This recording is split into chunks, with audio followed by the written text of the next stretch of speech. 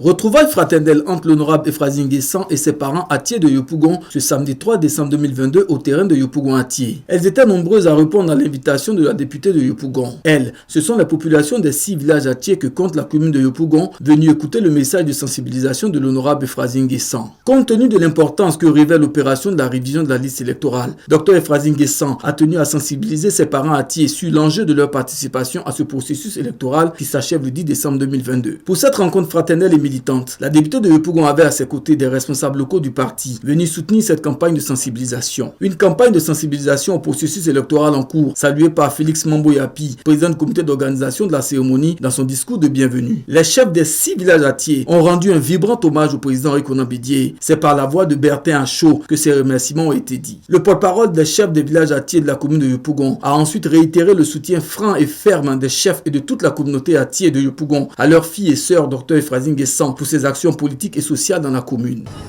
La rencontre de ce jour qui recouvre les 6 villages à Thié de Yopougon démontre notre unité dans cette grande commune de la ville d'Abidjan. Chaque fois que nous avons été sollicités par notre fille, dans un élan commun, nous avons toujours répondu à son appel.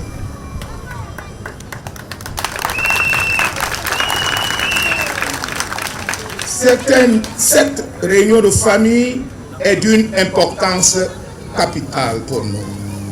Je voudrais, à cet instant précis de mes propos, réitérer nos sincères remerciements au président Rikonan Bédié qui a permis que notre fille, Dr Nguessan Ephrasie, soit députée de la plus grande commune d'Abidjan, Yopougon. Le peuple entier et ses chefs traditionnels la soutiennent et l'accompagnent dans ses différentes activités. Le peuple entier, avec à sa tête tous ses chefs traditionnels, souhaiterait que votre choix soit porté sur leur fille, l'honorable Dr Nguessan Ephrasie, comme candidate du PDCI aux élections municipales de 2023 ici à Yopougon. Madame le député maire Nguessan Ephrasie, oui, je dis bien Madame le député maire, car nous sommes convaincus que vous le serez comme hier aux législatives. Vos parents sont debout derrière vous pour vous conduire à la victoire. Madame le député maire, une fois encore, nous vous disons que tout le peuple entier de Yopougon, vos parents, sont engagés derrière vous pour la victoire. La pluie de ce samedi n'a rien entamé à l'ardeur des populations qui, à travers leur mobilisation, témoignent leur affection et leur attachement à la députée de Yopougon. Gagner Yopougon lors des futures élections municipales de 2023 passe par un enrôlement massif des populations, a martelé l'honorable Ephrasie Nguessan dans son allocution. À l'endroit des jeunes et des femmes, la députée de Yopougon a expliqué le processus d'inscription sur la liste électorale et insisté sur leur participation active au dit processus. Pour gagner quelque chose, il faut préparer cette chose-là. Vous savez depuis combien de temps nous avons préparé cette victoire aux législatives. Aujourd'hui, il s'agit de ménager, de nous ménager, de mettre tout à notre faveur afin de gagner ces élections municipales. Et c'est pourquoi nous sommes là. Alors, gagner ces élections commence d'abord par nous inscrire sur la liste électorale. Car si on ne vote pas la jeunesse, on ne peut pas aller à la victoire. Alors il faut commencer par voter. Mais avant de voter, il faut que nos noms soient inscrits sur la liste des électeurs.